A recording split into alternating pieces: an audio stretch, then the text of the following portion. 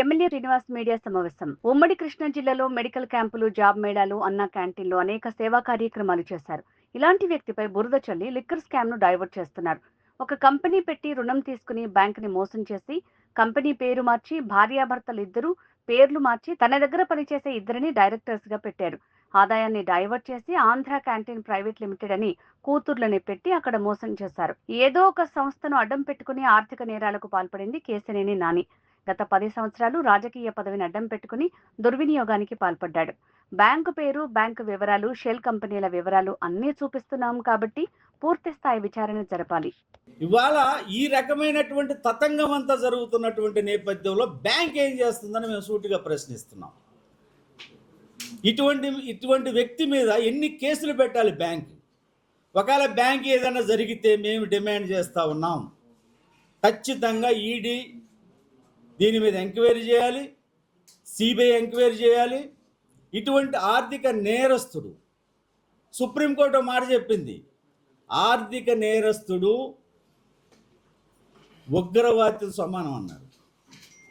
ఇవాళ ఆర్థిక ఉగ్రవాది కేశినేని నాని ఈ రకమైనటువంటి తప్పుడు కార్యక్రమాలు చేస్తూ, తప్పుడు పనులు చేస్తూ ఈ రోజున నువ్వు ఈ అసత్య ప్రచారాలు ఏ చేస్తున్నావో ఇవాళ ఎవిడెన్స్తో సహా నువ్వు ఇచ్చిన అగ్రిమెంటు, నువ్వు ఏదో ఓటర్లు మార్చినటువంటి బిల్లు, అదే రకంగా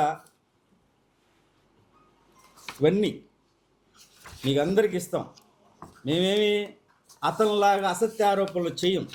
నువ్వు ట్రిబ్యునల్కి వెళ్ళినటువంటి కేసు, ఇవన్నీ నీవు లొసుగులు పెట్టుకొని, లోపాలు పెట్టుకొని వాళ్ళ ఒక నిజాయితీగా, నీతివంతంగా, ప్రజల ఆరోగ్యకరంగా విజయవాడ పార్లమెంట్ అభివృద్ధి ధ్యేయంగా ఎస్సీ, ఎస్టీ, బీసీ, మైనార్టీ, బలహీన వర్గాలకు అండగా నిలబడ్డటువంటి చిన్ని మీద నువ్వు మాట్లాడేటువంటి మాటలు ఇంతవరకు మేము ఏదో ఒక అన్నదమ్ముల మధ్య జరుగుతున్నది అనేటువంటి ఆలోచనతో చాలామంది మాట్లాడలేదు.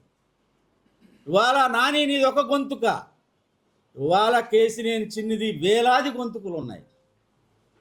ఈరోజు 7 పార్లమెంట్ నియోజకవర్గాల్లో ప్రతి ఒక్కడు కూడా నిన్ను చీకొడతా ఉన్నారు. నీ మీద సోషల్ మీడియాలో పోస్టింగ్లు పెడతా ఉన్నారు.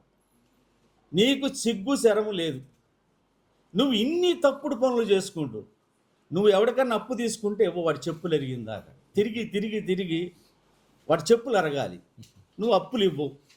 బ్యాంకుల్లో లోన్ తీసుకుంటే కట్టవు, బస్సుల మీద లోన్ తీసుకుంటే కట్టవు. చివరికి నువ్వు తిరిగే బెంజ్ కారు లోన్ కట్టక సెల్లార్లో పెట్టిన పెద్ద మనిషి నువ్వు. చివరికి నీ దగ్గర కష్టపడినటువంటి ఎంప్లాయీస్ కూడా జీతాలు లేకొట్టినటువంటి పెద్ద మనిషి నువ్వు. నువ్వు ఏ రకంగా మాట్లాడతావు? నువ్వు మాట్లాడేటప్పుడు ఆత్మ పరిశీలన చేసుకోవాలి, ఆత్మసాక్షికి సమాధానం చెప్పాలి. నువ్వు తప్పుడు పనులు చేస్తూ, ఇన్ని తప్పుడు పనులు చేస్తూ కొని ఆధారం ఉన్నటువంటి ఆరోపణలు చేసావా? అసత్య ఆరోపణలు, నిరాధారమైనటువంటి ఆరోపణలు చేస్తూ ఉన్నావు. మేము అడుగుతూ ఉన్నాం, ఎంపీ గారు అడిగారు, నీకు దమ్ముంటే నా మీద ఈడీ ఎంక్వైరీ వేయండి, సిబిఐ ఎంక్వైరీ వేయండి, లిక్కర్ దాంట్లో మీరు నిష్పక్షపాతంగా విచారణ జరగదు. నువ్వు ఎవరైతే ఆరోపించావో ఆరోపించబడ్డ వ్యక్తి దీని మీద నిష్పక్షపాతంగా ఎంక్వైరీ చేయమని అడిగాడు. ఆ దమ్ము ఉండాలా? నువ్వు ఆ దమ్ముతో చెప్పగలవా? ఎన్నిటికీ నువ్వు ప్రెస్ మీట్ పెట్టి ఈ డాక్యుమెంట్స్ అన్ని ప్రెస్ వాళ్ళకి ఇస్తా ఉన్నాను, ఈ డాక్యుమెంట్స్ పెట్టి ఇది కాదు అని చెప్పు,